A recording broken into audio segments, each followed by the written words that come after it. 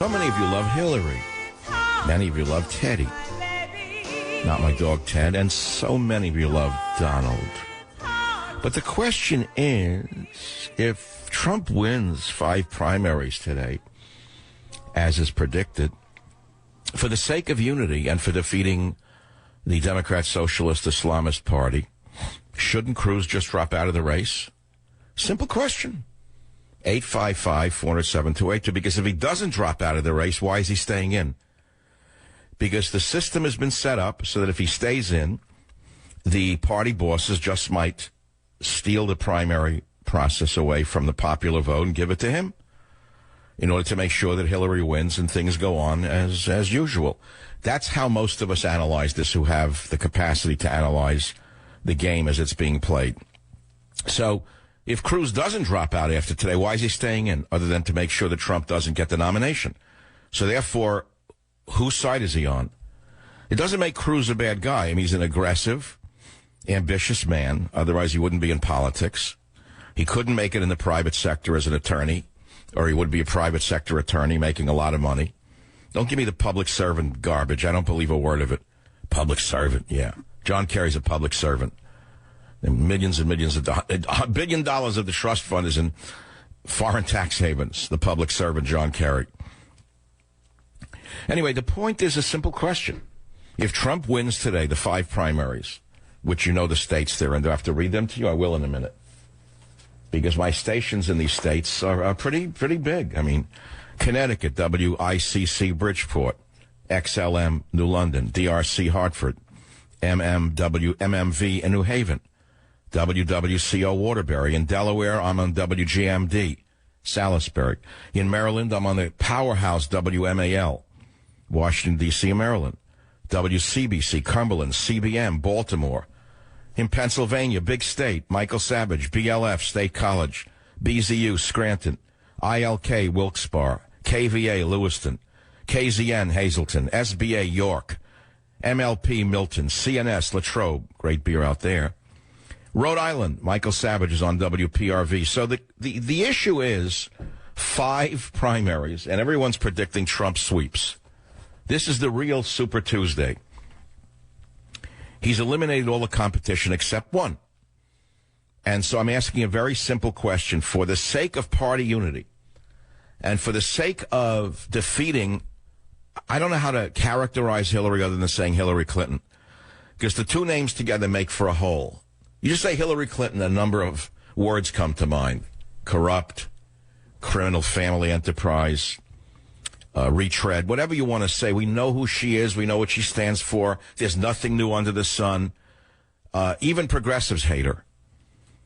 Here's a weird question for those of you out there. If Trump wins, for the sake of unity, should Cruz just drop out of the race? That's number one. Number two, if you are a Cruz supporter, as many of you may be, and Trump wins the primary, would you sit out the election, vote for Hillary, or vote for Trump? And why? This might be more telling than we imagine. Here's another question for those of you out there. If you are a person who knows the system is rigged and corrupt, and you're a diehard progressive, and you want to vote for Bernie, but you know he doesn't have a snowball's chance in Brooklyn, lasting more than 24 hours in Bensonhurst, would you vote for Donald Trump on the off chance that he just might upset the apple cart? I think that would be an interesting question for callers. I'd rather talk about that than transgender bathrooms. I mean, we could do that. Well, again, we can do the toilet show, pushing transgender bathrooms. Oh, the Target thing is a big story, but I'm not ready to get into that. I don't think the leftist fanatics ever thought this would happen. 500,000 Christians have signed a petition boycotting Target. They never thought that they would be hung by their own petard. But turnabout is fair game. So maybe I'll get to it, maybe not. I'm not into the whole bathroom issue. I personally avoid public bathrooms almost at all costs. Unless it's a dire emergency, I go home. I try never to be farther than 15 minutes from a home restroom. I don't know. It's just in this day and age of immigrants and epidemics and the filth, they're just not clean anymore. Just horrible. Now we're going to get bathroom callers, and I don't want to do it. But, as I said, Cato the Elder wrote that the average Roman is not interested in where the legions were. They're interested in the pebble in the shoe back home. This is a back home story, the whole bathroom story. It wasn't bad enough that they were filthy to begin with. Now I have to worry about this and that and the guy and that, the two. Mesothelioma racket exposed, Columbia University name. You didn't call about that yesterday. You didn't call about the fact that the LGBT magazine editor was hacked to death by radical Muslims in Bangladesh. Yeah, no, that didn't resonate with you. I guess that didn't pass through the purple haze. So those are some of the questions. Because, I mean, I know where this is going to go. Who should elect the president, the people or the party apparatchiks, in plain English? So if you want to argue this one, I'm ready to take you all on. Who should elect the president? The primary system says that it's not something for the people to do. So the schmucks who stood in the sun for 5 hours in Arizona were idiots. Everyone who stood outside in New York were all morons.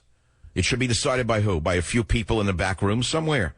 You're arguing for what now? How could you argue that and say you're for Ted Cruz and you're anti-establishment when you're arguing the establishment point of view? How? Let me explain to you what I just said to you in case you missed it. Now, look, I would be remiss if I didn't tell you that occasionally I do listen to another show or two. For a minute or two is about all I can take. I had a firm and fast rule from the beginning of my radio career of never listen to another radio show ever. Because what happens is, and I've heard it with people who've been copying me for years, is that you subconsciously pick up intonation, ideas, tones, and all sorts of things from the person that you're listening to, and you don't even know you're stealing from them. So I decided early on not to listen. But when I tune in now, what I hear are people spinning in circles. They're literally going in circles, either trying to have it both ways, trying to pretend that they're not arguing for the system when they are arguing for the system by defending Cruz, or they're trying to have it both ways by changing their position within the hour and taking both sides and saying they're not taking both sides, or they're just confused and they don't know what they're saying. But I know exactly what I'm saying, and that's why I'm asking you this question. It's a very serious question for this very serious time we're in. The primary system is what we're talking about. Trump says it's rigged. Cruz says it's not rigged. Okay, so you take it either way that you want. So you get a situation in most states where the voters go, they vote in a primary, the popular vote prevails, that person gets the state. That person gets the delegates, so to speak.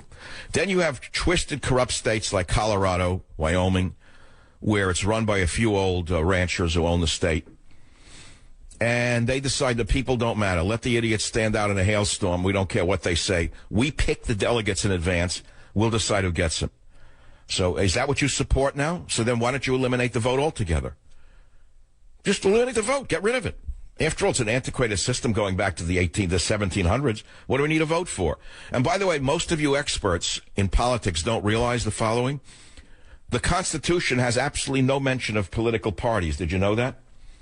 I don't know if you understand that, all you experts in political science.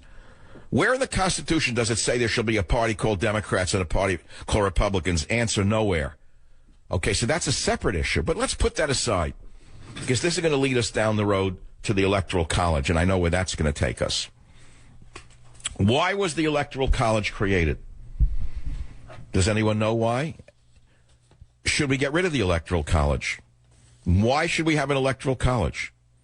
What method of electing the president best serves the people of the United States in this century? Because the Electoral College is a vestige of the 18th century.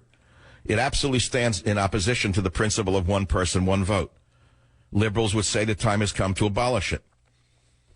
I'm not telling you where I stand on it. I don't want to abolish it for one reason, because if it was one person, one vote, what happens?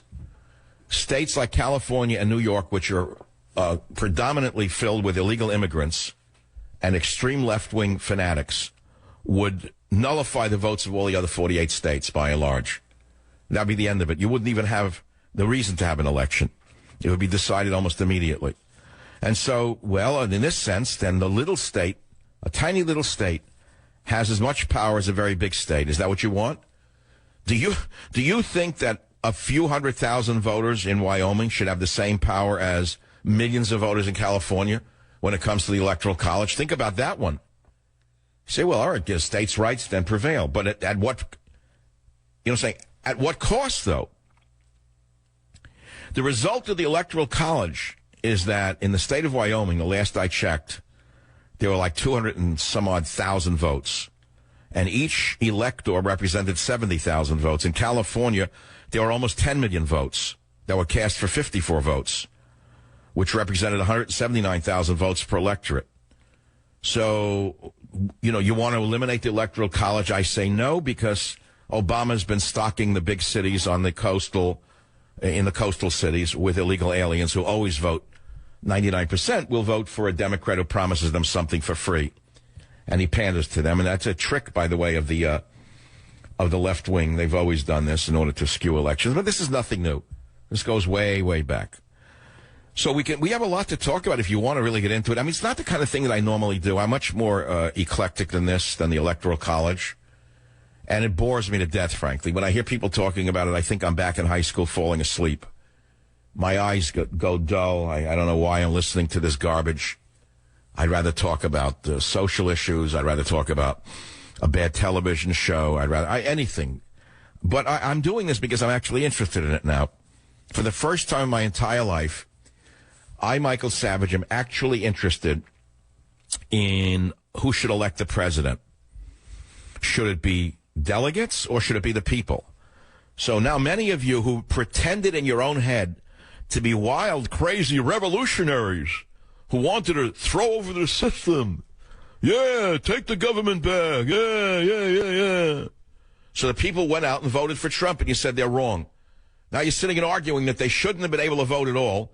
Well, it's fair. It's only fair that the delegates should do it. That's the way it's been done. You hear them arguing. I can't believe it. I just don't understand how they don't understand hear their own voice.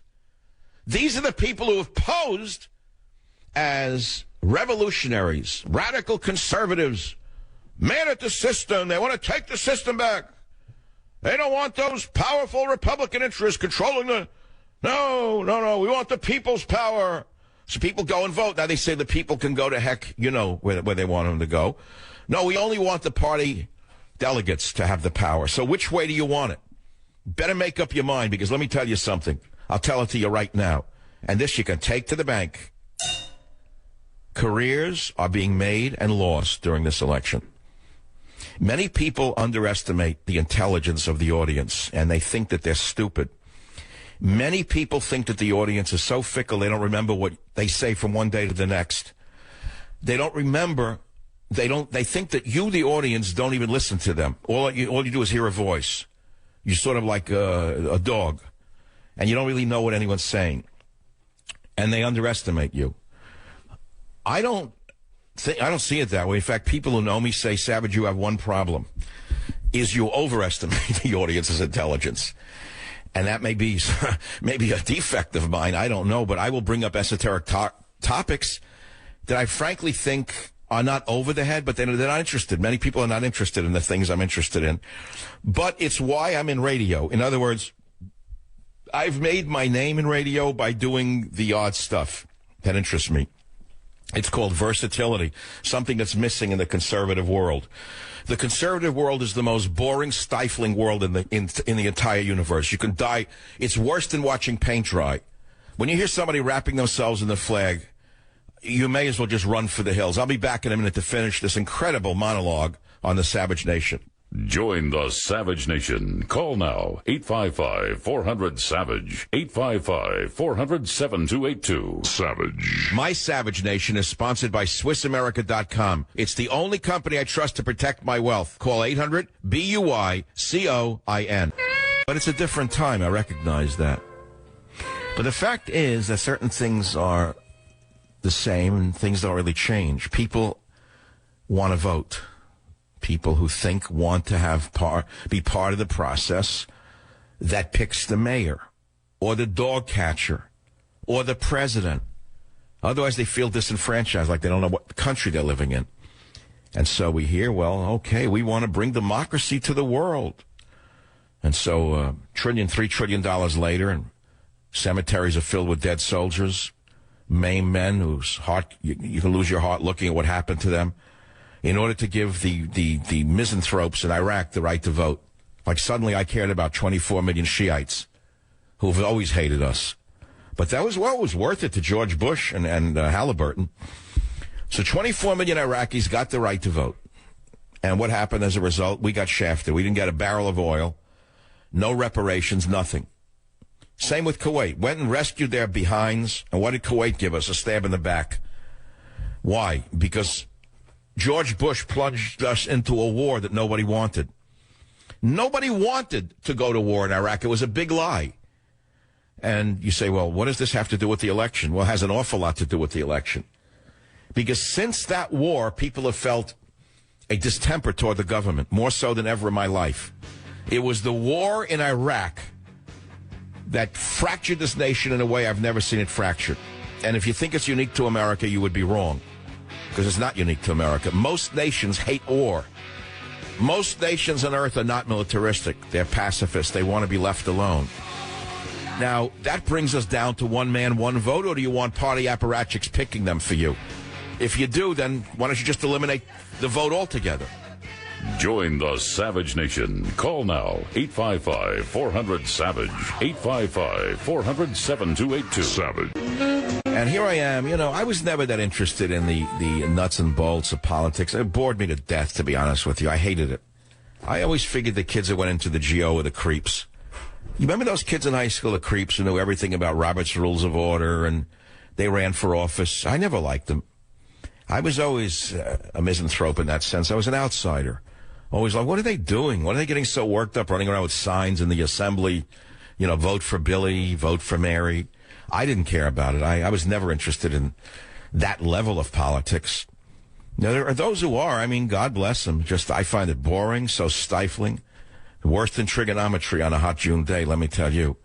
Every time I hear anyone talking about delegates or the electoral system and why it's good and why it's bad, I feel like I failed a course and it's August and I'm in summer school and there's no air conditioning and I want to get out of that room as fast as I can. It's just not really interesting to me. But here we are. We have to make it interesting to ourselves, boys and girls, in this classroom for one reason. Because you got people fooling you. They're duping you. They pretended to be wild, free, crazy revolutionaries who were going to take back the system from the corrupt Democrats, the corrupt Republicans. Then you wake up, and so you have an outsider, whether you like Trump or not. He's an outside candidate, not part of the system, not a senator, not a congressman, never held office, wild card billionaire businessman, very populist type. I would say as strong a nationalist as we have seen in 50 years in this country. I don't know who was a stronger nationalist running for office than him and got this far. Do you? Can you tell me one man who had more nationalist slogans than Trump in the last, 30, 40 years? I don't know of one. And we all are responding to it. We're all craving a nationalist for a president. And that is anathema to the internationalists. To make it really simple for all of you out there, the internationalists who have selected Obama to run around the world trying to make it a one-world government, the same internationalists who selected the Pope, by the way, in secret meetings, there's a worldwide conspiracy to break down the borders of all nations, to eliminate the sovereignty of all nations, and to create a new world order, one-world government, where a group of unelected officials run the world. And so we have it now in a microcosm in Colorado. You want that in the world? Now, the very same people who are arguing, saying that, oh, what happened in Colorado is fine, it's been in place since 1841 or whatever. So now, is that what you want for the world? No vote at all? So they're in a bind. The people who are pushing that on you are in a bind because they don't know which way to turn. They're smart people. They realize if they say that, then they're saying that they don't believe in the power of the vote. There's no reason for you to vote at all, is what they're saying. Turn it over to the parties. Let the party decide. So in other words, what you're doing is you're saying, let's go back to almost the days of slavery, where blacks were disenfranchised, blacks couldn't vote, women couldn't vote, and leave it to the people with money and let them decide who should the president be or who the president should be. So what method of electing the president best serves the people of the United States in this century right now? Okay, let's look at that. What's happened in the last 200 years to change the system that's been put in place. A lot has happened, right? Okay, let's see. Do you know what happened? Blacks won the constitutional right to vote in 1870. Women only got the right to vote in 1920. 18-year-olds got the right to vote in 1971. Senate races, which were subject to direct election, only happened early in the 20th century. Now, you're not telling me that today with the internet, with newspapers, television, radio, internet, you, the voters, can't see and hear candidates in a way that's different from that in 1787? The idea that you, the people, are not qualified to choose your president directly because you don't know who they are, because you're living in some remote part of America where you don't even get a newspaper. There were no newspapers around in those days, or let's say a one-off sheet that came around once a month. No radio, there was no television, certainly no internet.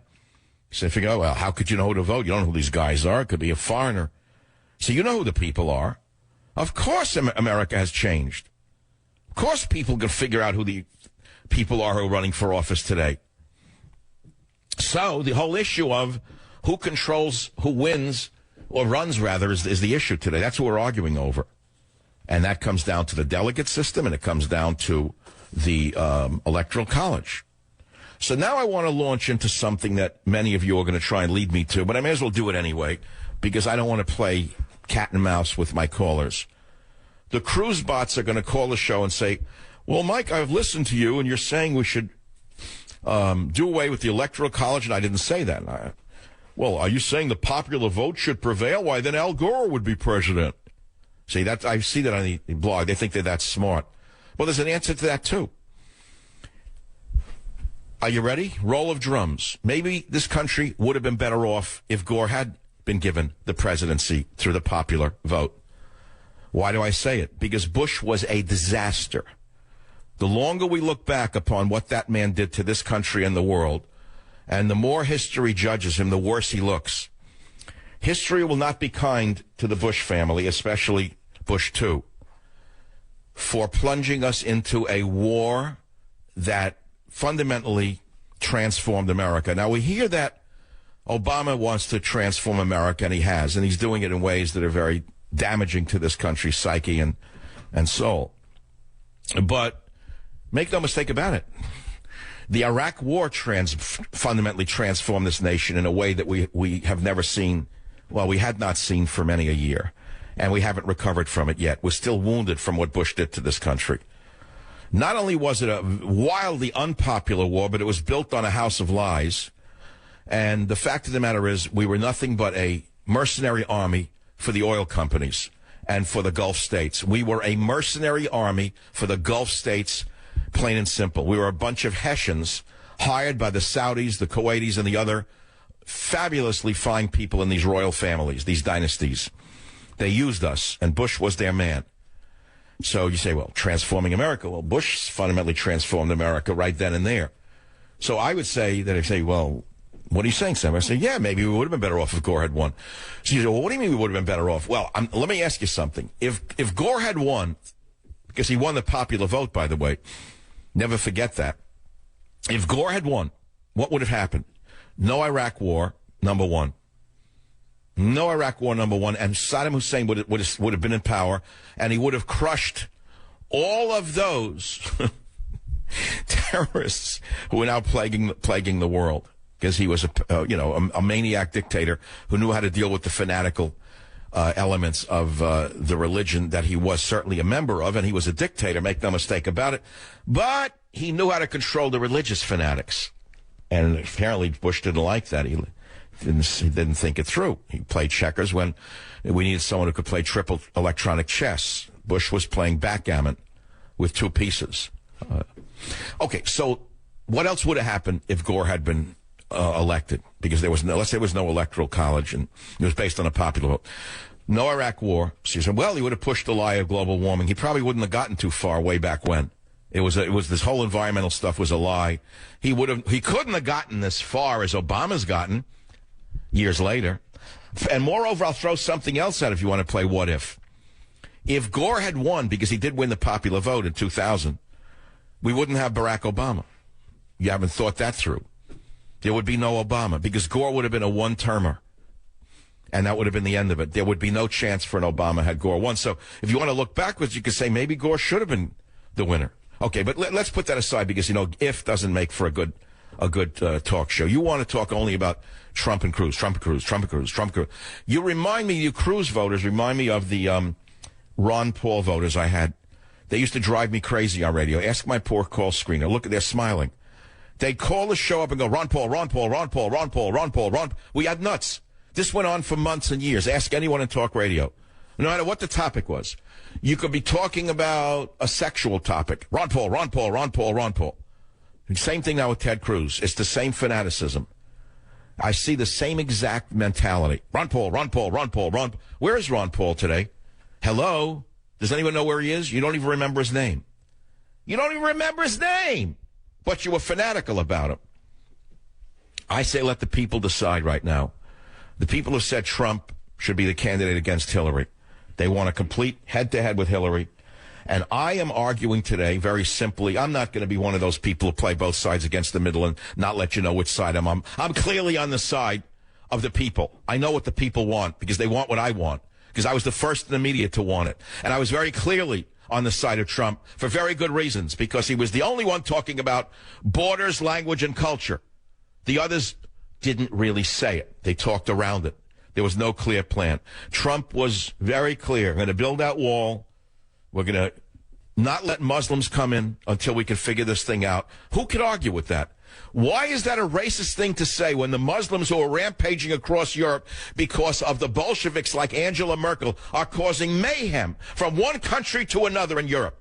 But your wonderful quislings in the Associated Press are not reporting it. They're not showing you what the Muslim refugees are doing in Europe and the mayhem it is causing, the social discord. And it's not being caused by the right wing. It's being caused by the Muslim waves being allowed into Europe. Period. End of story. That's the way it is. Don't try to change it for what it isn't and go along with Obama's big lie about the glories of multiculturalism. It's a disaster. A destructive disaster wherever it has appeared. Even the bums who created it in England were forced to admit 3 weeks ago.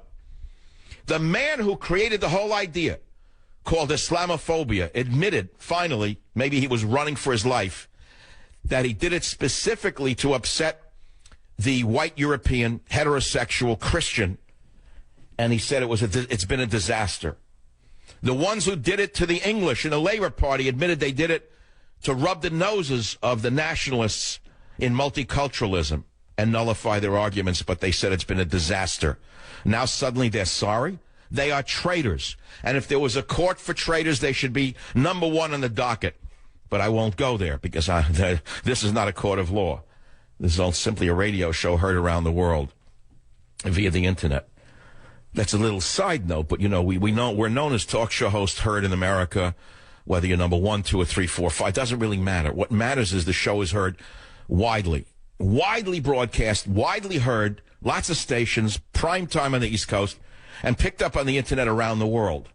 So we are members of, what do they call it? Used to call it in England. I remember when I was in Fiji, a member of the cabinet, a member of the parliament without portfolio.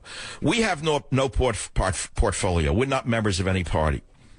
Nor should we become a member of any party. I've never been a member of a party. I've always been an independent. I have never worked in government. I have never held a government job. Well, once I was a welfare worker in New York. And I was a teacher in New York. That's right. That's a public job. But I never worked for government. I was never an apparatchik behind the scenes in any government, and I'm proud to say that. So having said that, I'm an American citizen, son of an immigrant. And I wake up and suddenly I see people identifying themselves as conservatives calling for no elections. Basically saying people's votes shouldn't count.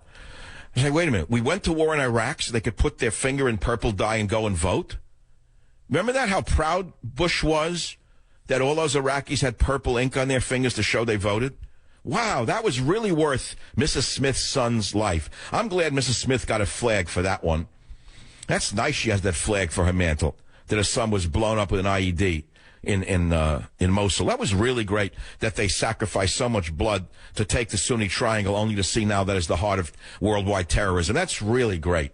That was really great. So, in other words, we went to war so they could vote. And now we wake up and we hear people who were on the side of the war saying we shouldn't vote. We should leave it to party apparatchiks. So I'm very clear why I picked Trump from the beginning. Borders, language, culture. No other candidate not only has espoused as close to that as you're going to get from him, but has a chance to win against Hillary. I will say it again. Cruz cannot beat Hillary head to head. He's unelectable. And I don't want to go into the negatives on why.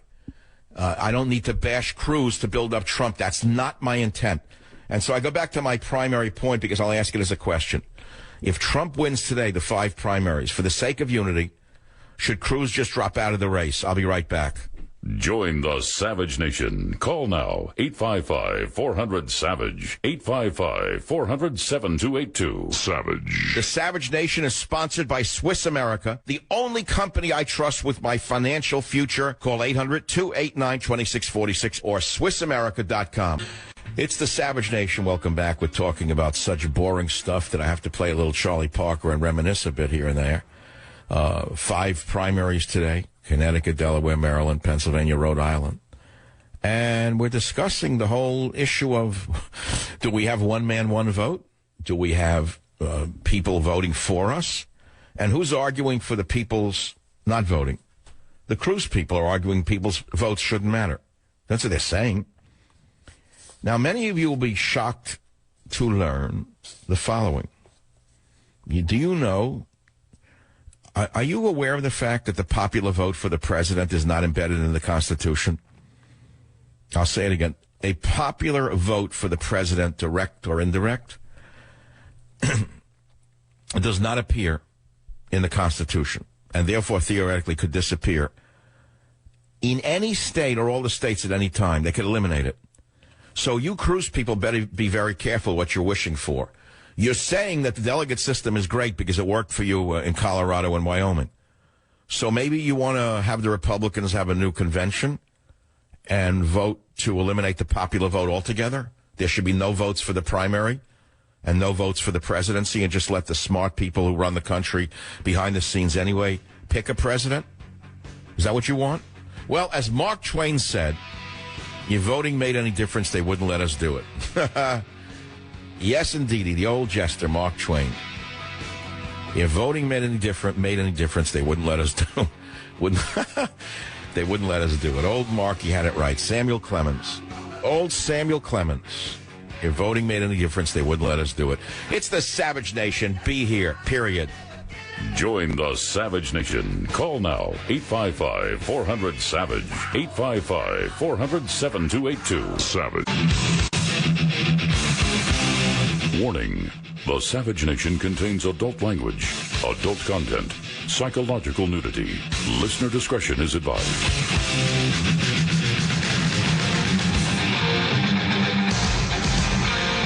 And now, America's most exciting radio talk show, The Savage Nation.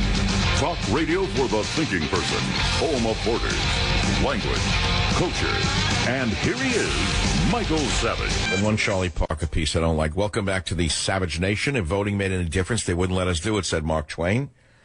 And I know many of you still feel the same way, especially watching the manipulations and shenanigans of the old Republican power structure. Yes, indeedy. So the questions are, if Trump wins today, should Cruz drop out for the sake of unity? And I haven't asked this question, but it's worthy of asking. Let's say the party steals the nomination from Trump and gives it to Cruz at the second or third, whatever they do, their backroom deals. Would you vote for Cruz if the RNC stole the nomination from Trump? I didn't ask that one yet. That's a good one. I'm not sure I would vote. I don't think I would vote. I'm not positive I'd vote. I wouldn't feel very good about it. But I certainly don't want Hillary to be elected because the things she has said up until now are terrifying. I think it would be the end of America as we know it. I think she would drive the last nail into the coffin. We're hanging by a thread as it is after what Barry has done to us. I don't think we can suffer through another 4 years of the tyranny of the radical left, this tyranny of the minority that has run rampant over all of our values and all of our strengths and turned us into basically a basket case in the world. I have other questions, but we have so many calls, there's no point in asking them. I have good sound. I haven't played the sound. Who should elect the president is what we've been talking about. I've been asking you whether we should eliminate the vote altogether, since it rarely matters. Gore won the popular vote in 2000. He lost the election. The system was rigged against him. You could say the libs were right. It was stolen. But there's an upside to the fact that if Gore had won, we wouldn't have been dragged into Iraq with a phony war. That's a good thing, isn't it? And then we wouldn't have Obama. I'm positive that had Gore actually won the presidency, and had it not been stolen from him, we wouldn't have Obama. Obama would be an unknown factor in this whole puzzle. He never would have been, never, impossible. Because we would have had 8 years of the liberalism of Gore. That would have been the end of it. Then we would have had some moderate Republican come along. God, we can't go ifs, okay? But we'd have no Obama. He was a fluke. Obama is as much a result of Bush's wars as anything else, incidentally. By the way, you can put that down in cement. One of the main reasons Obama was so appealing when he came along, he promised transparency, he lied. He promised fairness, he lied. He promised we'd have no wars, he lied. I mean, everything he said was, he said what he had to do to get elected, just like you're hearing now. That's what they all do, in that sense. So, anyway, let's not look at what if and this and that, and if my Zeta had you-know-what should be my Zeta. That's an old joke. I can't tell it on radio. It's an ethnic joke that has... It's something along the line of if my grandmother had you-know-what should be my grandfather, and it translates very well, but I can't say it on the radio because it's very funny, but I don't think people would understand it in the way it should be understood. It's a benign joke. You start an if this, if that, if this. So we used to say to people, it gave you the if this, if that. If Karl Marx was this and if George Bush was that. So you look at the guys who would do things like that and say, yeah, if my grandmother had you-know-what, she'd be my grandfather. That was a cynical New York answer to that kind of guy. So what's the point of playing that game? Polls, delegates tonight. Oh, my God. My God. Thank God I won't be watching it. Here's the thing. We know already Trump's way ahead in all 5 over Cruz. I'm asking you a simple question. If Trump wins big today, why shouldn't Cruz drop out for the sake of the nation? Never mind party unity. Here's the thing. If Cruz really cared about America, he would drop out. And he would say, for the sake of the party, for the sake of the country, to make certain that we defeat Hillary Clinton, I am dropping out today, and I'm throwing all my delegates to Donald Trump, and I'm going to work with him. I am going to work with him in order to make sure that Hillary is stopped. Now, wow, what an electrical shock would go through our systems if someone with dignity appeared like that. But you're not going to hear that. And you can figure out why. Now let's take some calls. I've not taken one call in an hour. I'm very loquacious today. It's a product of a number of things. I can give you the reasons, but you're not interested. And what's the point of telling you anyway? You only make a joke of me. Why should I let you make a joke of me? WABC Mitch, Channel 5. Go ahead, please. I got a novel approach. Why don't we go back to the old days? Because I see that we got too many people with no skin in the game making any decisions. So why don't only landowners be able to place a vote and make that vote mandatory? Only property owners. So let's see. Well, why don't you go a step further? Maybe blacks shouldn't vote. Women shouldn't vote either. Oh, blacks own land. Women own land. What does that have to do with Oh, I see. So it's not a race. Okay, so you're going back to landowner. Okay, so everyone who lives in an apartment shouldn't vote? Anybody who doesn't have any skin in the game, I don't think, they can vote if they'd like. I'm trying to reason with you. You're saying only property owners should vote. Okay, I'm taking you seriously. So you're saying that anyone who rents an apartment should not vote. Isn't that what you just said? That's correct, unless, of course, they own a business. All right, so, because you're saying because otherwise they're just going to vote themselves, whatever the demagogue promises them. I understand that argument. First of all, it'll never happen, but it's a funny, facetious argument because I can make another one, which I think is more rational, which is based on intelligence. And that would be, you have a baseline of a 90, let's say a baseline of 100 IQ. Anyone who has lower than 100 IQ can't vote, right? So you have a baseline of 100. And for every IQ point above 100, you get 1 vote. So if you have 120 IQ, you get 20 votes. If you have 150 IQ and you're a genius, you get 50 votes. If you're Michael Savage, you get 67 votes. But the thing is, let's say the average person has 107, 110 IQ. They get 7 to 10 votes. And people who are, let's say, at the baseline get only 1 vote. The 100 IQ gets 1 vote. Why not make it based on IQ? No, I don't think that's right. I think that's cynical. No. Well, why is that any different than your argument that property owners should vote? Does owning property mean you have intelligence? What if you inherited it? No, that's fine, too. It has nothing to do with that. But I'm saying if you're trying to change the rules, then change it to people's intelligence level, the IQ. But, of course, you say, oh, the IQ's racist. It's written by people who want to disenfranchise people. Right, sure. Like, oh, you don't have there's no validity to an IQ test. Anybody can fly a combat jet in combat. Anyone can fly a jet in combat. Anyone can do neurosurgery. Sure, absolutely, that's right. Yeah, that jive really matters. No, IQ really does matter. Of course it matters. You eliminate all standards. You know what you wind up with? Nothing. Zero. That's where we're devolving under Obama with this nonsense and rubbish about equality and everyone's equal. Everyone is not equal. Where's it written that everybody has an equal IQ? Can you show me where that's written? No. Answer. It's like talking to myself now. No, everyone does not have an equal intelligence level. Some people are innately more intelligent than others. It's not limited to race, by the way. So let's put that aside for 2 seconds. Every statement you make, you have to double-check yourself. Did I say something that will offend the race industry? Okay? My favorite teacher of all time was a black math teacher in the 7th grade. I was actually analyzing myself the other day, saying, let me think about this. My favorite math teacher, I'll never forget him to this day, 7th grade. I remember this to this day, tall black guy, was such a kind, gentle man, and he explained algebra to me. I understood it. He was my favorite math teacher. Who was my favorite math teacher in college? Chinese woman. So I'm thinking about, no, I was never really bigoted in the sense of learning. I learned from those who taught me best. So IQ has nothing to do with race. But I think it's an important factor. Why should an idiot be allowed to vote? You see, I finally have an answer for idiots who try to, like, put down conservatives or Republicans or Trump. And the rare occasion that I let anyone talk to me at all, random people, the rare occasion, if I'm in a certain neighborhood one day a week or so and I run into some schmendricks walking around with bags of dog dew in their hand, I can't talk to men slinging. I can't look at it. I actually have a thing. It's like bathrooms. Maybe I need an analyst. I can't look at it. I get nauseous. I want to puke.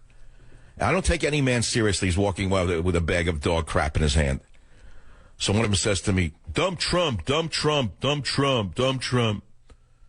So all I did was smile as I went by my bicycle, and I really, I could have said something along the lines of, I hear that ignorance is bliss. But I didn't even say that. But should he be allowed to vote? I mean, someone without any idea what the election is about? Well, you can make 100 different rules of who should be allowed to vote. None of them will hold up. So we made it universal. Everyone can vote. And that's why we have Obama. And because everyone can vote, that's why Hillary's even a candidate. Otherwise, she'd probably be in the slammer. If we had a legitimate judiciary and a legitimate media, this woman would not be running for office.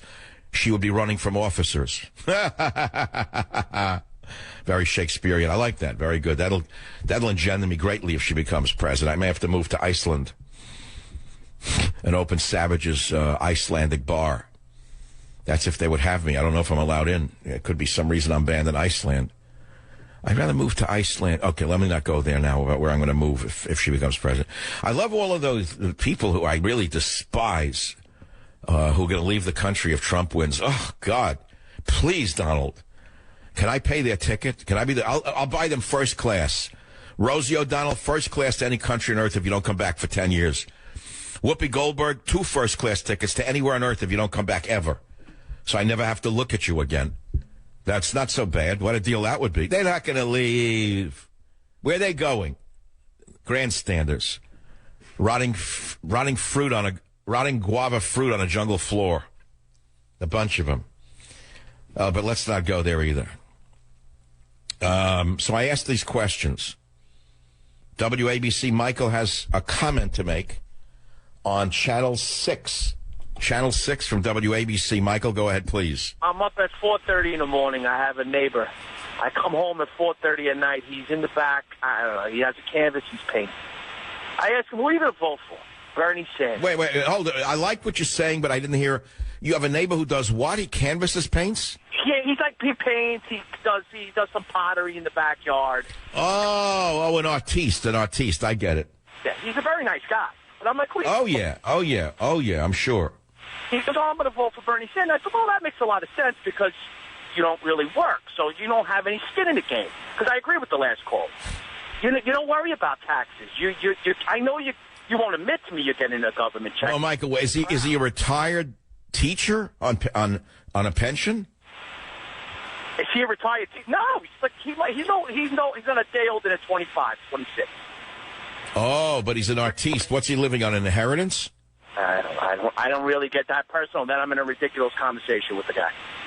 Well, okay, but if he's a neighbor who's home all the time doing art in the backyard, either he's living on an inheritance, or his girlfriend or wife is paying the rent, or he's selling marijuana somewhere. What else is he doing for a living?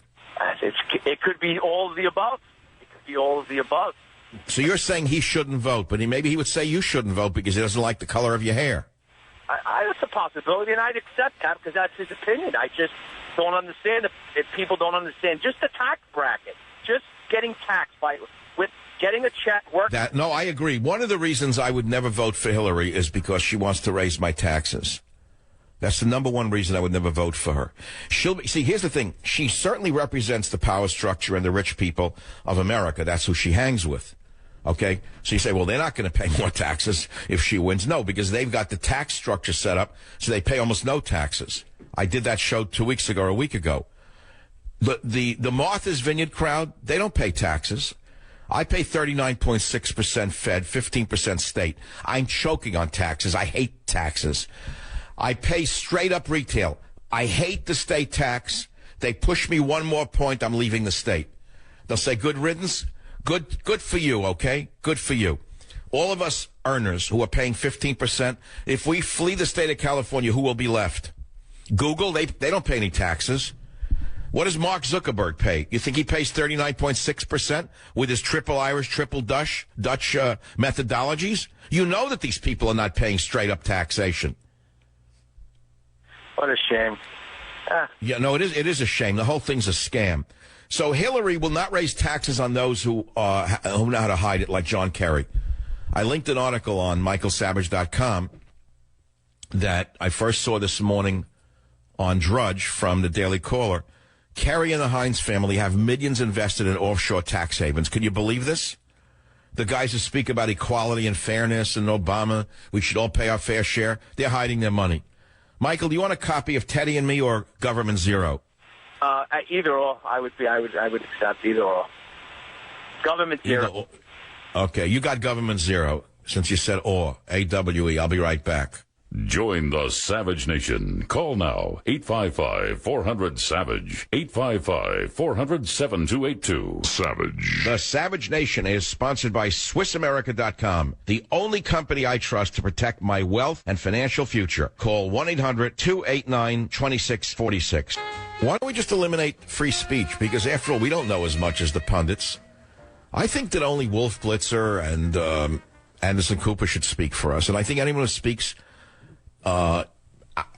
speaks at all about politics might be subject to some kind of fine, penalty, or going to prison, as in China, because they're considered threats to the social order. So, I mean, if you want to take this delegate argument to the next level, I think we should eliminate the First Amendment, freedom of speech. That's antiquated. What, with all of the people with opinions out there? We should turn it over to the party regulars, the apparatchiks in the Republican Party, and those in the Democrat Party who know these things, and only let them speak, and eliminate popular speech, like the popular vote. It shouldn't be one man, one opinion. It should be delegates. You should turn to delegates, like Wolf Blitzer, for your opinion.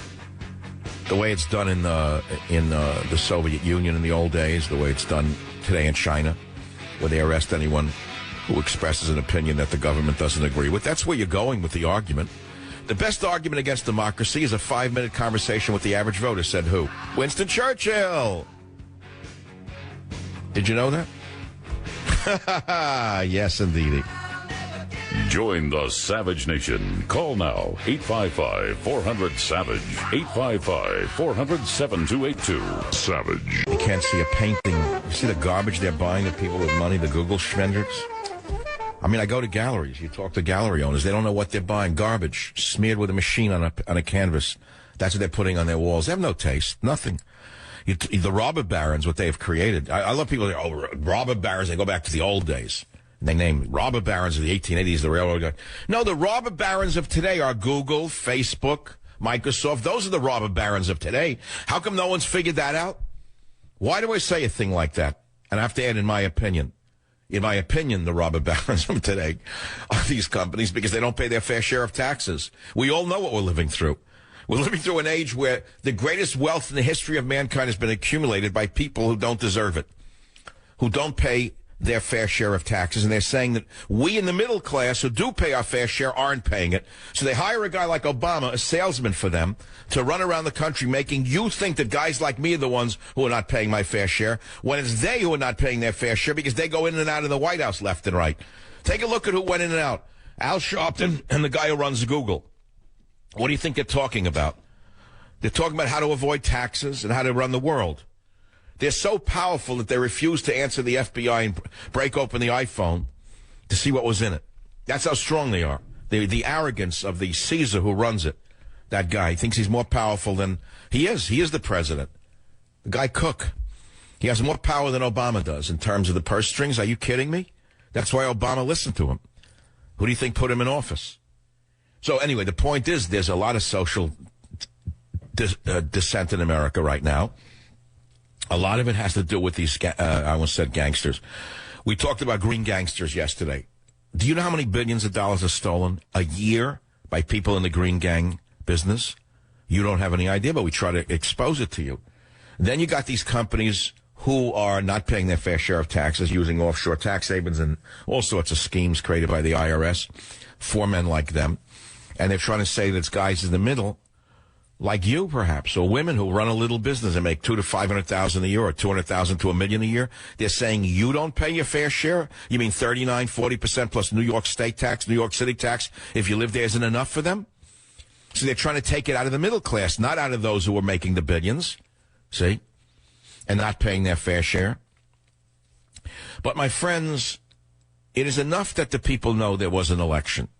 The people who cast the votes decide nothing. The people who count the votes decide everything, said Joseph Stalin. That was a great time in Russian history, wasn't it?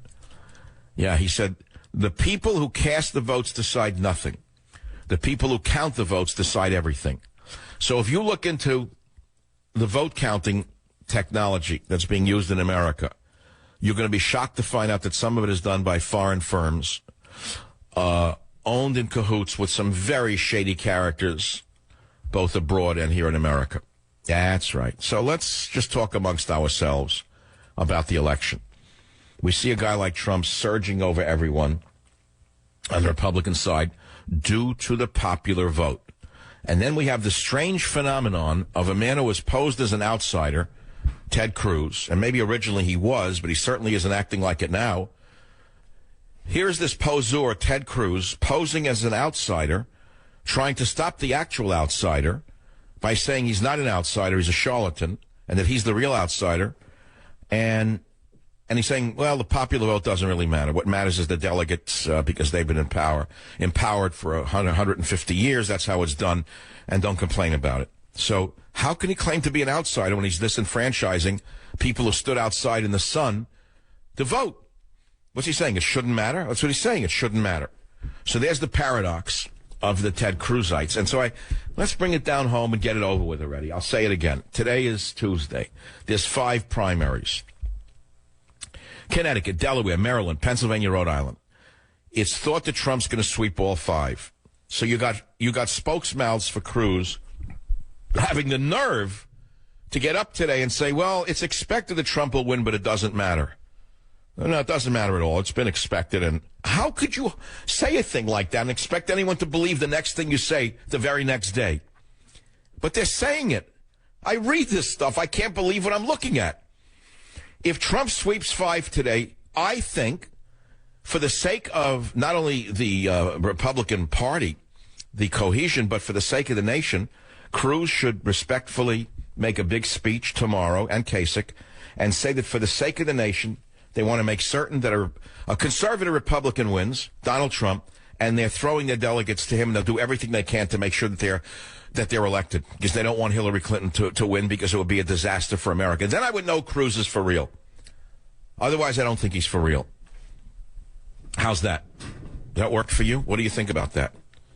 Now, I don't know if you want to talk about it, but I think it's a good one. WABC Paul, welcome to the program. What's your opinion? Cruz and Kasich have no choice. They have to drop out. And lawyer Ted should know better. He's an attorney. He understands the power of the precedent. And when Walker did poorly early on, he dropped out. Rubio loses Florida, he dropped out. And why did they drop out? Well, for no other reason other than they couldn't win. So for him to stay on just shows how corrupt the system is. He has no choice. He has to drop out. Kasich. Well, you're saying what is logically correct for the sake of the party in America. Yes, he should drop out after today because he cannot win mathematically. But you and I also know he won't drop out. Isn't that correct? Unfortunately, he probably won't. But the sad part is it's so inconsistent. And he's an attorney. I mean, Kasich, he's just a hanger-on. He wants to be VP, and he's just, hanging out. But Cruz purportedly is intellectual. He's an attorney. He believes in the power of the precedent, and yet he's staying on. And it's clear the only reason anybody has ever dropped out is because they had no chance of winning. All right, but we know that after today, if Trump takes all 5 primaries, mathematically Cruz cannot win. The only way he could win is if the party bosses steal it from Trump at one of the conventions on the first, second, or third vote, whatever they do back there. That boring stuff that determines who will actually be the nominee. And how anyone can support party bosses picking the candidate and call themselves a conservative is beyond me. There's no precedent for it, though. The only precedent for a contested convention is if there is really a contested convention, which means that there are 2 candidates that are close together in terms of the delegate vote count. Right now, we don't have that. So for him to stay on is completely inconsistent, and it goes against precedent, and it shows what a fraud he is. And it's unfortunate. It's sad. I assume, and I'm not being facetious, that you are a supporter of Trump. Is that correct? I used to be a supporter of Cruz. I'm a supporter of Trump now, yes. Okay, so why did you switch allegiances? Your allegiance, rather. Because I saw, well, I don't want to get into the nitty-gritty just like you did, but I saw just how fake the system is. And it needs colon therapy, something to clean it. Yeah, it needs a little deep massage. It needs something. But look, Paul, you're an articulate, intelligent man. How can people who call themselves conservatives be arguing that it's perfectly fine for delegates to choose a nominee in the state of Wyoming or in the state of or Colorado, for example? How can they do that with a straight face without understanding that they're lying? It's the same reason liberals do what they do, and why my sister and those that I respect, very intelligent people, are liberal. Same reason, and that's because of elitism.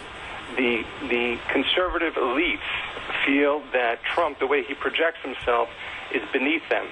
And notwithstanding that he can actually... So in other words, even though he's a billionaire who dresses well and has a gorgeous wife and has all this property, he's not good enough for them? Absolutely. Intellectually. It's the same... Yeah, I've heard the same... Hey, by the way, Paul, it's familiar to me because I've heard it myself for 22 years. Oh, that's savage. He's the worst thing in the world for the conservative movement. He's terrible. How dare he? Speaks like a truck driver. Speaks like a longshoreman from New York. We can't have him in the party. I've heard the same thing, Paul. It's called bigotry. You know that, don't you? Absolutely. Read Marshall McLuhan and how he deals with these issues of recognizing patterns. In the digital media, people recognize patterns very differently. And it's not like the linear where you're dealing with newsprint. And for those that are of a certain stature, highly educated, I'm an attorney, for example, that are Trump supporters, they see the patterns and they see what's happening, and there's a clarity of thought that even the elitists, the conservative elitists, don't see. And I think that's... But wait, where? Hold it. You lost me somewhere. The clarity of thought comes through where? Where does it come through best? Pattern recognition. In digital media right now, Marshall McLuhan said this years and years ago. He said digital media is going to allow for a pattern recognition that you don't normally see if you're in tune to print media. And hold on. When you say digital media, what do you mean? You mean radio or television or what? No, I mean a combination of that. I'm talking about online media. I'm talking about anything that you're now... Well, wait a minute. How does online printed word differ from printed word with ink?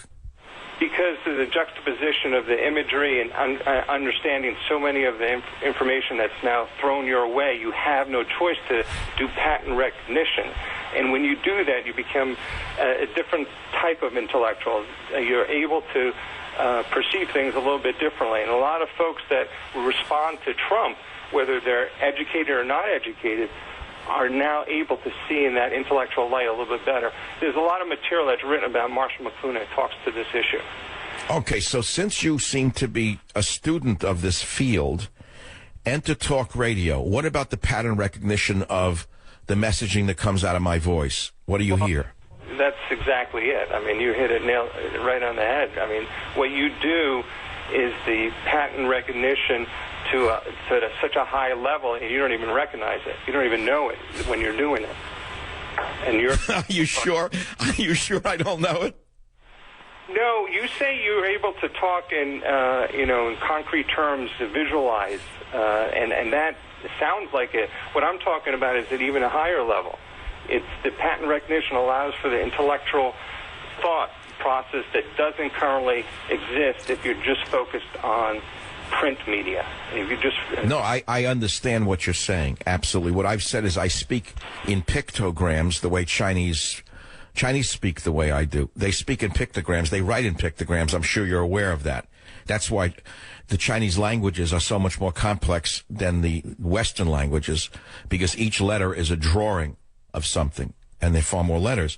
But I speak in pictograms, as you well know, so my messaging is much different than people may imagine. However, the way I put my pictograms together is purely intuitive. Now let's do a jump. Why do you think I've been playing Charlie Parker today? I think you can pretty much follow that logic, correct?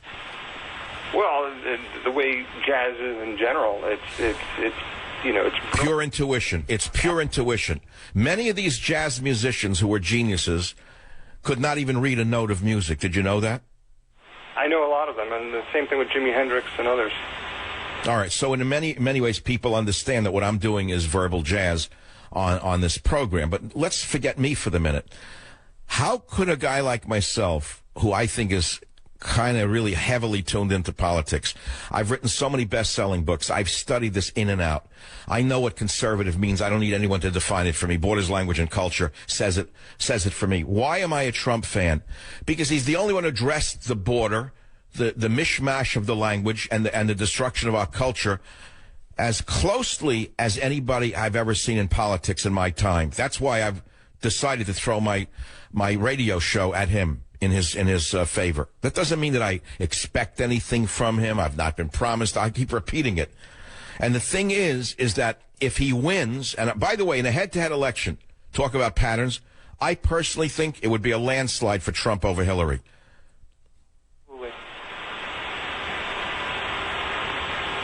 Are you there? What do you think about that? If it was head-to-head Trump versus Hillary, despite the lies that are coming out of the Wolf Blitzers and the fake pollsters and the whole media academic establishment, I personally think in the popular vote, Trump would win by a landslide over Hillary. Do you agree with that?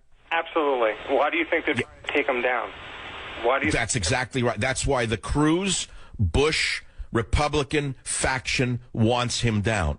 That's exactly right. Because they know it would be a landslide, and it would be a mandate to get rid of the old trash to sweep it away. And they're terrified. The contractors are terrified. The lobbyists are terrified. The government workers are afraid that they're going to be purged. They understand what's going to happen after this landslide. There'll be a call for our house cleaning from the top to the bottom. My friend, I'm sending you Government Zero. What an articulate caller that was. I'll be right back. Join the Savage Nation. Call now, 855-400-SAVAGE, 855-400-7282. Savage. Hey, our Savage Nation is sponsored by SwissAmerica.com, the only company I trust for wealth insurance, gold and silver. Call 800-BUYCOIN. What a caller we had. I mean, that was like a one-off. I'm never going to get a call like that again. Every once in a while we get one. But here's another one coming up on the Savage Nation. Barbara on WVNN in Alabama, line 9. Fire away. What's on your mind? Yes, I just wanted to comment on why should we have the party bosses choose the candidates. And that's because these are primaries. I mean, everybody gets to vote in the general election. And one of the problems that we've had is... Wait, hold it. So you're saying we should eliminate primary voting is what you just said. The people who stood out in the sun shouldn't have done that? It was just a sham? There should be no voting at all? And only the party apparatchiks should pick the candidate? No, That's what you just said. You said the party bosses should choose the nominee. That's what you just said. Yes, they should, because they are... So wait, so you're calling for the elimination of the popular vote in primaries. Is that what you really believe? No, they're not choosing the... Well, you just said that. You can't have it both ways. You sound like you're listening to talk radio now. You got people in talk radio trying to have it both ways. Which way is it? People shouldn't vote in a primary, or they should? Barbara, which way? People should vote in the primary, yes. However... But then you just said the party bosses should then decide. So they should what, nullify the vote? Oh, my God, this woman is a true believer. She's listening to too much talk radio. She thinks the two opinions are differing opinions are the same. Join the Savage Nation. Call now, 855-400-SAVAGE. Savage.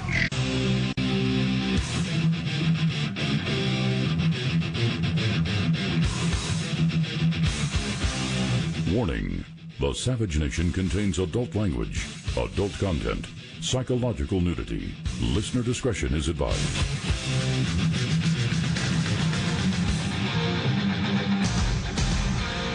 And now, America's most exciting radio talk show, The Savage Nation. Talk radio for the thinking person, home of borders, language, culture. And here he is, Michael Savage. Yeah, it's too much heroin in this one, but it's beautiful. It's Coltrane. Well, I don't know what he was on, but it's definitely not talk radio drive time. Very sweet, but I'm not sitting in a chair somewhere sipping on some wine. I'm drinking a diet soda after eating a Japanese takeout lunch. I had my power lunch just now. The reason I like Japanese food is there's nothing there, so it's kind of a diet. If I get salmon teriyaki from the local Japanese restaurant, there's no salmon there. It's a hint of salmon. But I like the salad. I like the rice. I like the spices. I mean, I like the stuff that stimulates me. So here I am, hour 3, still going strong. Don't know where it comes from, but I'm not going to fight with it. Every day I get up and I say, all right, primaries, 5 primaries today. What am I going to talk about? Well, it's pretty clear what I'm going to talk about today, which is the 5 primaries, which every predictor says Trump is going to sweep. So the logical question is then why the schmendricks like Cruz staying in? Mathematically, he can't win. So what's he in it for? Because, well, you know why. Because he doesn't want to give up, number one. Number two, you don't know how much money is involved in these campaigns. I was approached 2 or 3 years ago by someone, I will never mention who, I never disclose my sources, who said, Savage, you have a big audience. You want to get involved with one of these PACs because you can make a fortune. I said, what are you talking about? You know how much money is being driven by these PACs into the media? If you ever knew what was going on, I think you'd be shocked to see how corrupt the system really is. So that brings us back to the issue of whether Cruz should drop out. I think he should for the sake of the party and the victory over Hillary Clinton. It's logical. He drops out. Him and Kasich give a joint press conference. They say, look, it's pretty clear mathematically we can't win. We don't want to block Trump. He's the popular choice. We're going to work with Donald. We're going to make sure that this progressivism is stopped, and that's it. That would be great. That would be a great day, but you're not going to hear that. And that's because the power structure is freaking out. Trump represents an earthquake, and no one likes an earthquake. The Bush family is the equivalent of the royal dynasty of the Republican Party. And no royal dynasty wants to give up power, whether it be in ancient Egypt or in modern America. And the Bush family is the royal dynasty of today. Now, I'm sure they're a great family, a wonderful American family with a great American family story to be told, especially the patriarch of the family. Man served in World War II. He was a great man. Liberal Republican at that, but a great man. The son I wouldn't put in the great category. I'm sorry. And history will be very unkind to Bush, too. Very, very unkind. And I must tell you that they're behind this entire Cruz phenomenon, which, although initially they hated Cruz because he was an outsider originally, now they're for him because they know that he could stop Trump and they could use him to make sure Hillary wins. Never forget the famous pictures of the Bush family with the Clintons. Never forget those pictures. Power structure. Seamless interchange between the two parties. One party system, two names. Let the fools think that there's an election. Because it doesn't matter. Nothing will change. You're going to get a lot more social progressivism, with one or the other. But fundamentally, on many levels, it doesn't change at all. But Bush, too, made a huge error. And I remember writing in 2005, in my book at the time, Liberalism is a Mental Disorder. I remember positing the question that it could be that this is the greatest military blunder in American history. And I said, I hope it is not. Unfortunately, it turned out to be the greatest military blunder in American history, the invasion of Iraq. And it was built on a house of lies. We were told it was weapons of mass destruction. It wasn't. It was made up.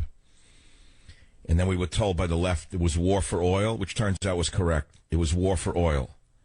The problem was it was war for Iraq and Kuwait oil. They got the oil, not us. What did we get out of it? All these trillions of dollars and all these dead men? For what? What did we get out of it? So history will not be very kind to Bush, too. And they don't want to let go of the control that they have, in my estimation. And right now, they'd rather take a second best. They wanted their son to be president, the fellow from Florida, whose name I forgot. Jeb. He lost. Trump made mush of him. I mean, he really, you watch cage fights. This was awful. Jeb got really beaten up pretty bad. I was watching a collection last night of, I stumbled on it on YouTube. I was bored at 11:30 at night. And I went from a fight I was watching on Showtime to, like on the side there, they show you the greatest knockouts in MMA history and MMA fighters going crazy. Some of them just so bloody. Bush got bloody, got beaten up, and the family's very mad at Trump. Who is this imposter from New York, this slick artist from Manhattan? Who does he think he is? He's not even in the system. And so now you see them rallying behind Ted Cruz because they feel he's the only one who can stop him. And in doing so, they, of course, know they're very smart people. They ran the world for so long. They still are, no doubt, behind the scenes. They're very smart, so they figured we'd rather have Hillary, who's a known quantity. We can do business with her. They're afraid they can't do business with Trump. They don't know who he is. They have no contacts with him. They don't know how to reach him. There's no way to reach the guy. They don't know who he is, where he comes from. They see his buildings and hotels, but they don't know how to reach him. Nor do they fear they couldn't do business with him. Of course, they're wrong. They will be able to do business, but they won't be in control as they would be with someone within the system like Ted Cruz, who is a sitting senator who knows how the system works. So let's stop with, is he an outsider or an insider? I heard the whole nonsense. Originally posed as an outsider, so he won in Texas. Good for him. And he did stay up late nights with the filibusters. That's great. Got him an awful lot. Now that he's facing a real outsider, he's looking like the insider. So what does it really matter? What really matters is who's going to defeat Hillary Clinton. Do you want more of this social progressivism or not? Do you want higher taxes, yes or no? Do you want a further meltdown of our borders? Do you want more illegal aliens pouring across the border? Do you want no language whatsoever? Do you want a Tower of Babel? Do you want a total meltdown of our culture? Because you're going to get all of that with Hillary. Not from her per se, but from the lunatics around her. With Trump, we have a high opportunity to have the opposite happen. It's that simple. So tonight's the big night. It's really Super Tuesday tonight. Now, she's very unpopular with the far left because they recognize that she is the establishment. I mean, they're not stupid. They aren't. They know what they want. They want more transgender bathrooms. That's all that's on their mind. And although she'll give them more transgender bathrooms, they also know that she's working, hand in glove with the big banks and the big Wall Street folks and the hedge funds who run the world. I mean, what are you, an idiot? Who do you think runs the world? A homeless guy down the street living in a shopping cart? No, it's the hedge funds, the offshore hedge funds where Kerry puts his money. They're running the world. Kerry Hines family have millions invested in offshore tax havens. I'm shocked. Exclusive. Kerry and the Hines family have millions invested in offshore tax havens. Daily Caller, Richard Pollack reporter. Again, this is great research. This is reportage. 11 offshore tax havens. Comes on the heels of the release of the Panama Papers. Treasure trove of 11.5 million legal financial records, blah, blah, blah. So now 11 offshore tax havens for the Kerry Hines family. You talk hypocrisy. You knew he was a hypocrite just by every time he opened his mouth, you knew. From the time he threw his medal over the fence in order to win the love of the leftists who hated America. And they name the offshore tax havens. All of them. Actually, it's a nice list. I'm looking into it.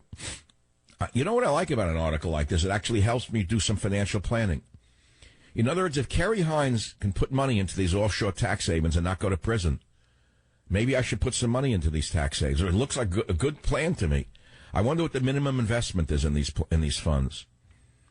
Fund for $250 yearly income, $50,000, $100,000 to $1 million. York European Tiger Growth Equities.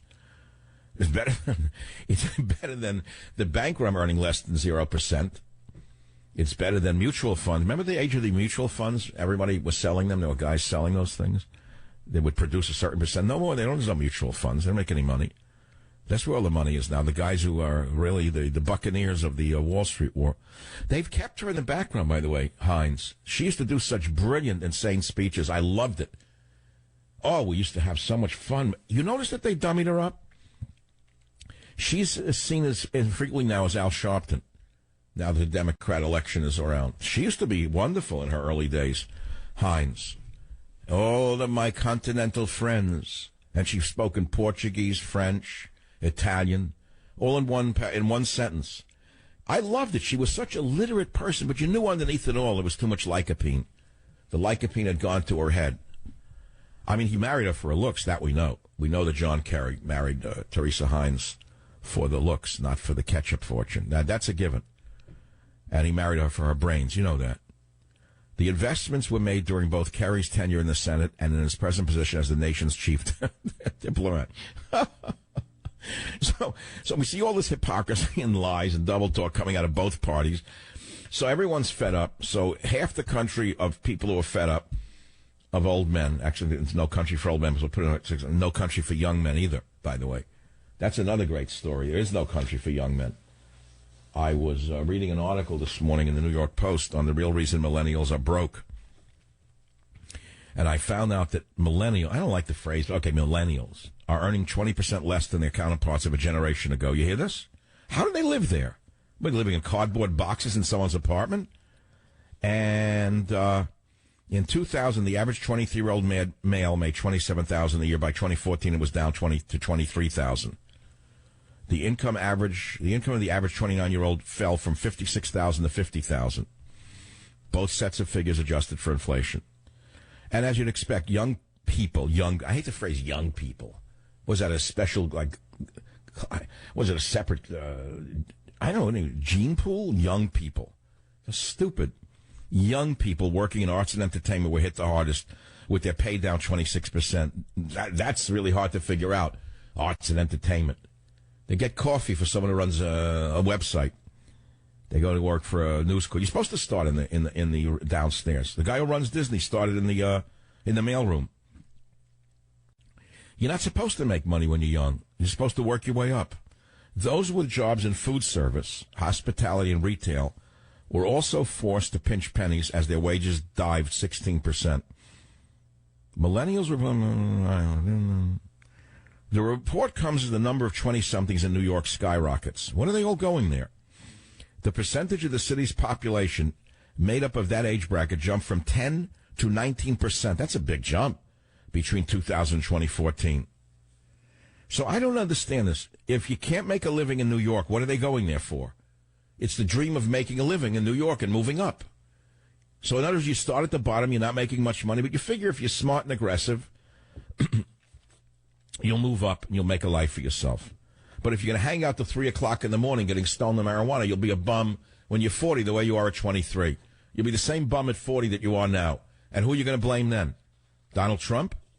He doesn't even drink, by the way. You know, how come that never came up in any of the conversations about him? When I first heard that Donald Trump didn't drink, I was extremely impressed. I admire people who don't drink. I really do. I myself do drink. And I admire those who don't drink. I don't drink to excess, but it's really not the issue. I never drink before, I'd say sundown. I like sundown. I don't like to drink when there's light out. I don't even like to eat when it's light out. I only like to sleep when it's light out, when I'm not on the radio. But here's a man who is so sober, he doesn't drink at all, because he saw the devastation that alcohol had wrought, I think, on his brother. I don't know the history of that one. But he's sober all the time. He sleeps very little. He'd be a great leader for that reason. He never, ever, ever loses focus. Ever. Now, I know people who say he's idiotic because he babbles and he doesn't make sense and his syntax is wrong and there's no grammar. I get it. I've talked about it. I told you he speaks in shorthand, and unless you've worked with certain people who are super intelligent, you don't understand verbal shorthand. I do. I have someone in my family who's much smarter than me who speaks in shorthand, and unless you're used to it, you can easily make the assumption that they're not as smart as you are because you speak perfect English. But beware of those who speak perfect English and enunciate and articulate a little too well. Anyway, I'm running short of time because I'm full of energy. I'll be right back. Join the Savage Nation. Call now, 855-400-SAVAGE, 855-400-7282. Savage. Your Savage Nation is sponsored by SwissAmerica.com. It's the only company I trust for tangible assets, gold and silver. Call 800-BUIC today. Connecticut, Delaware, Maryland, Pennsylvania, Rhode Island. Trump is expected to sweep all of them. If Trump wins, for the sake of unity, to defeat Hillary, should Cruz drop out of the race? Yes or no? And thus far, we've been talking about the following. Some crypto statists in the media are nullifying the people's right to choose a candidate. I call them crypto statists because you can't call yourself a conservative at the same time saying that people shouldn't vote. What is the point of voting if your votes can be overridden by delegates?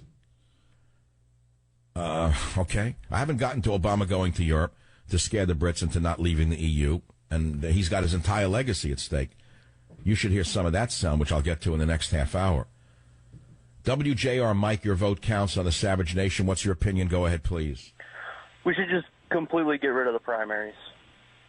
It's a circus anyway. I mean, the candidates are the clowns, the media is the ringleader, and you got your donkeys and your elephants. So, who should elect the president then? Should we eliminate the vote as well? I think we should have the general election, but if we just let the parties have their delegates elect their candidate for the party in July and keep the populace out of that whole thing. Yeah, but if we did that, then people who are true outsiders could never get a chance to run and win anything. If you get each party, if you actually give other parties a chance to... No, you just said eliminate. You said eliminate primaries. So how would an outsider have a chance to even appear on the scene and win if you couldn't vote in a primary? He would never be picked by the delegates. It's a closed circuit. So I don't think that would work. Join the Savage Nation. Call now, 855-400-SAVAGE, 855-400-7282. Savage. This girl burned out early because she was a bright flash of light. Whatever she was on, God bless her. Speaking of a bright flash of light, did you see this story? that a bright flash of light marks incredible moment. Life begins when sperm meets egg. Human life begins in a bright flash of light. As a sperm meets an egg, scientists have shown for the first time, after capturing the astonishing fireworks on film, an explosion of tiny sparks erupts from the egg at the exact moment of conception. It's an amazing story. The scientists said to see the zinc radiate out in a burst from each human egg was breathtaking. Not only is it an incredible spectacle, highlighting the very moment that a new life begins, the size of the flash can be used to determine the quality of the fertilized egg. Well, okay, we can go into this at another time, because we all know that some people burn more brightly than others, and it could be related to the flash at the point of conception. When you think about that, we know that some people burn brighter than the others. Look at your sports stars, look at your entertainers, look at your scientists, look at some of your doctors, your lawyers. I mean, some burn brighter than others, despite what Bernie Sanders would have you believe. No, not all eggs are created equally. Not all embryos are created equally is what I'd like to say. No, it's just not true. Some start out with advantages. Maybe it's unfair. Maybe there's some way that the social engineers can figure out to make sure that sparks don't fly unfairly, and that everyone has no sparks, so they can be like drones, and so there'd be no special people except them. They would be special people. Now, I want to play a very special person for you right now. Here is our president, who's so special that the emperor goes to Europe after screwing up this country on a social level unlike anything anyone's ever seen in our lifetime. He goes to Europe to try and scare them into not leaving the European Union. And he gives them a speech now about inequality. Listen to clip number 4 in Europe. If you're really concerned about inequality, if you're really concerned about the plight of workers, if you're a progressive, it's my firm belief that you can't turn inward. That's not the right answer. Oh, no. We have to keep increasing the trade and investment that supports jobs, as we're working to do between the United States and the EU. We need to keep implementing reforms to our banking and financial systems so that the excesses and abuses that triggered the financial crisis never happen again. But we can't do that individually, nation by nation, because finance now is transnational. It moves around too fast. If we're not coordinating between Europe and the United States and Asia, then it won't work. So he's trying to sell a bill of goods to progressives who know that they're getting screwed by his policies. They're on to him. So now he's saying, well, yeah, but you're not really getting screwed. You should really enjoy the fact that you're losing your job and the factories have been shipped overseas. Anyone who believes that who's a progressive is the same type who believes conservatives who tell you that not voting is a sure sign of a fair system, that you shouldn't vote. In fact, I can take a speech and turn it around for what you're hearing from the crypto statists. If you're really concerned about a power structure that's not responsive to the people, if you're really concerned about the plight of voters in America, if you're a conservative, it's my firm belief that you can't turn inward, that's not the right answer. We have to keep disenfranchising voters. We have to keep working to make sure that voters' voices are not heard in order for the voters' voices to be heard. And then you'll be a perfect talk show host. You could say both things at once and then say that you're saying nothing. That's exactly why I'm telling you I've had enough of this garbage. I'm not going to sit by and listen to it anymore. Either your vote counts or it doesn't, Val. Don't tell me the system works fine after getting to power by saying the system didn't work fine. Ted Cruz came to power by saying that the system was rotten, it was corrupt, he was the outsider, he was going to change things. So now he's saying he loves the system that works for him. So, okay, irrespective of that, if Ted Cruz was way ahead, we wouldn't be having this discussion. He's not way ahead because he didn't win the popular votes in the states, except a few. Trump did. Trump's going to be the clear winner today, 5 places. I'm asking again, why doesn't Cruz drop out? Why? And unite with Trump and make sure that Hillary doesn't win. That would make sense to me. Why shouldn't you agree with that? Mathematically, Cruz cannot win. The only thing Cruz can do is one of 2 things right now. Destroy Donald Trump's chances of running for office and defeating Hillary Clinton, or making sure that Hillary Clinton does win. That's the only thing left for Cruz right now, or stealing the nomination entirely through backroom dealings at the convention. It's that simple. So I don't like any of those choices. The only choice I like is that he drops out, unites with Cruz, and they shake hands and they come out fighting against the progressives who have done so much damage to this nation. KLIF, haven't heard from you in a while. Allie on line 6, go ahead, please. What's your opinion? What topic? Hi, Michael. I'm a long-time listener. I've been listening with my dad since I was 13, so it's great to talk to you. Wow. I'm calling because I think that, why not? Why can't we allow Trump and Cruz to duke it out until the end? I think that some of our greatest presidents have been elected because of this process, like Eisenhower and Lincoln. And, I think that if Trump is clearly the better candidate, then, he doesn't necessarily have the numbers of the delegates necessary right now either. So if he's truly the best candidate, then later on when they duke it out as it gets closer and closer. Well, I'll tell you why I say this, because that Cruz cannot win mathematically. Isn't that correct? He cannot get anywhere near the number of delegates necessary to win the primary. Is that correct or incorrect? That's correct, sir. Okay, so let's pause for a minute. Who can possibly win the right amount? That would be Trump. So the only thing that Cruz can do is damage Trump before the general election. And we all agree that we don't want Trump damaged any further by Cruz or anyone else. We need to stop the backbiting. We need to stop the backfighting. We need to stop the infighting. And we need to move ahead against the progressives like Hillary Clinton. That's why I say this. It's time to put the swords down, unite, circle the wagons, and aim at the real enemy. The real enemy are those people who've done this to us, and she wants to do it again. I don't want Obama 3 and Hillary. It's Hillary and it's Obama in a skirt if she wins. Well, I understand. All right, so I tell you what, you're very thoughtful. I don't think I'm going to change your mind on this. I've given you my opinion, which is why it's my show. It's the Bully Pulpit Call Talk Radio. We're allowed to give you our opinions, and we're allowed to disagree with each other. But the question remains, the only thing that Cruz can do is damage Trump right now. He can't really win. And why would he want to damage Trump unless he's working secretly with the Republican establishment to make sure that Hillary wins? That's a very, very troublesome possibility, but a very real one. Allie, wouldn't you agree? I agree, but I just don't think that Cruz's record matches anything with the Republican establishment. With his filibuster, Mitch McConnell and Boehner were going behind his back and trying to attack his character, and he's proven that he's gone against them. So I wouldn't. That's all very good. We're not knocking Cruz, but I don't want Cruz to destroy our only chance to defeat the progressives. And that's what he's doing. He's only right now fighting against Trump, not fighting against Hillary. When have you last heard Cruz say anything against Hillary? I haven't heard anything. Have you? I've been studying for finals all week, so I don't know if he's said anything. How did you take them already? Have you taken your exams? Yes, I'm actually driving back right now. I just took my last one. What did you take it in today? What was it in? Intro to Spanish Phonetics was today, and Organizational Communication. What's your major? Communications. Good for you. Well, you certainly have a very good radio voice, and I wish you well. Do you want a copy of Government Zero or Teddy and Me? Government Zero, please.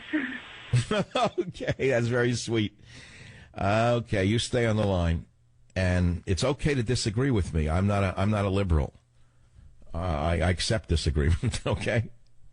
KBET, Jerry. Thanks for holding so long. Line number 7, Jerry. Go ahead, please. Hello. Yes, I'm a retired Marine, and I appreciated everything you said today about what an evil human being George W. Bush is. Well, you put it in a more direct Marine-like way than I did. I didn't say he was evil. I just said he was a disaster. Well, in 2003, my friends and I sat around, and we talked about to go into war in Iraq was wrong. And I spent all 2006 in Iraq. And all I saw was us not trying to win the war, but just spending money lining the pockets of Bush and Cheney cronies. And when I got back, I lost a lot of Republican friends because I told them all, I said, I could punch either one of those guys in the face.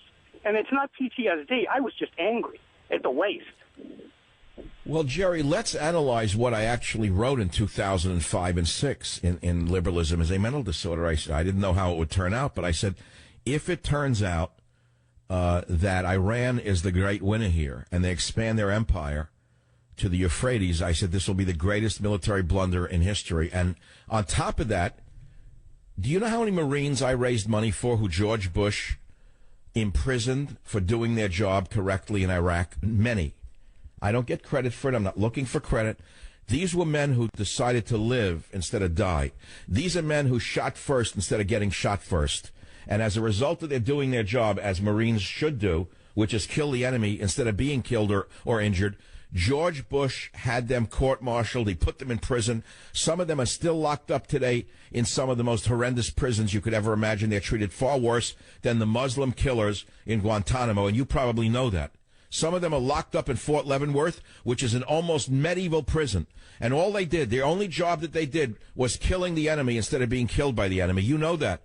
I know that, and I worked very hard to make sure people tried to help them. Some of them are rotting away in these prisons, like Devil's Island. Ironic you mentioned Iran, because I'll tell you, I worked at a fairly high level with the Department of the Interior, Ministry of the Interior, and when I was there, we quietly discussed and we quietly saw that all these Iraqis who'd come in and had taken over the government had been in exile in Iran during the Saddam's reign. So they were all Iranian sympathizers. One of them looked at me, and we had lots of problems in Al-Anbar with the Sunnis, and one of them looked at me and said, all the Sunni pigs should die. So where we are today, it could have been easily predicted if Bush and Cheney weren't lining their pockets way back when I was there 10 years ago. Well, whether they were lining their pockets directly or through their donors is irrelevant. The fact of the matter is I saw the way the war was being prosecuted, that the big winner might be Iran. And I was terrified by it. And I wrote about it in a book which was really quite good, which is Liberalism as a Mental Disorder, where Chapter 1 is about more patent, less patent leather. And what we saw was patent leather, not General Patton. And I asked, how exactly does an Abrams tank tread lightly? Because that's what Bush wanted. And then I quoted Patton himself, who said, no bastard ever won a war by dying for his country. He won it by making the other poor dumb bastard die for his country. Unfortunately, George Bush didn't see the movie. Well, one final point. I am actually a Republican delegate to the Nevada State Convention in a couple of weeks, so it should be an interesting time. If anything, I'll probably call you after that and let you know how the fireworks went. Well, let me ask you something about the fireworks. Are you for Trump or Cruz?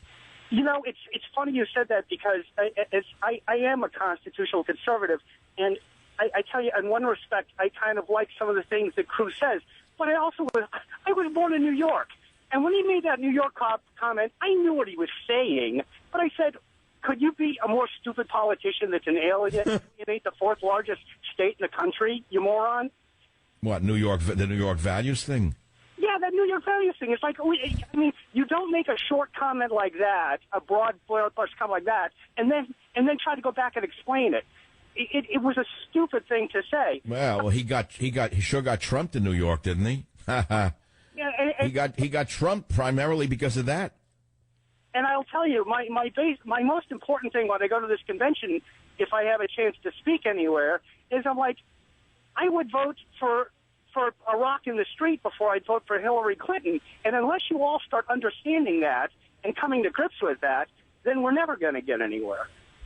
Jerry, stay on the line. I'm sending you Government Zero. I'm going to read you one paragraph from a book that you can't even buy. If you think I'm just being mercenary about it, you're wrong. I wrote this in 2005 under Supersizing Iran in that book. Here's where the military miscalculation factors into the picture.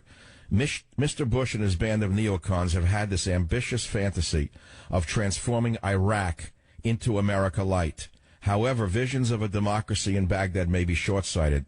The Iraqi Shiites are the majority in parliament, representing 60% of the population, and they want an Islamic republic. So it may be that Bush's war will have inadvertently created a super Iran. How? Operation Iraqi Freedom is in effect creating a Shiite nation, Iraq, next door to another Shiite nation, Iran, who happens to be a founding member of the Axis of Evil.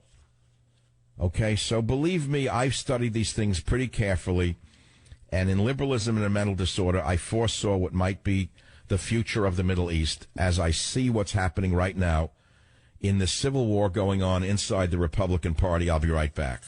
Join the Savage Nation. Call now, 855-400-SAVAGE, 855-400-7282. Savage. My Savage Nation is sponsored by SwissAmerica.com, the only company I trust to protect my wealth with gold and silver. Call 800-BUICO. All right, we got 5 primaries tonight: Connecticut, Delaware, Maryland, Pennsylvania, Rhode Island. Trump is expected to win. It's going to be a sweep. My opinion, Cruz should announce with Kasich tomorrow that it's mathematically impossible for them to win. They're not going to block the people's choice.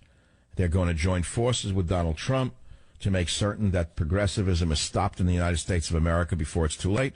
That would be a great day in America, but I don't think I'm going to see that, because you have a career politician named Ted Cruz who is going to use, I would say, the system to get what he wants. May 3rd, another primary, Indiana. May 10th, Nebraska. May 17th, Oregon. May 24th, Washington State. June 7th, and that's it. Right here in California. And, June 7th, California, Montana, New Jersey, New Mexico, South Dakota. What a day that's going to be. I may just take a vacation on June 8th. Boy, when's your wedding, Robert? Because I think I'll take a week off when you get married. That week, you see, that I have to be on the air. But once this is over, at that point, I mean, I need a break from all of this. I don't know how much you can take, the people. Because, as Mark Twain said, if voting made any difference, they wouldn't let us do it. And as you know, I'm a big fan of Samuel Clemens. And that's the story today on the Savage Nation. Oh, yes, Hillary supporters were accused of taking down Bernie Facebook pages by posting pornography on Bernie's site. Thank you, Hillary.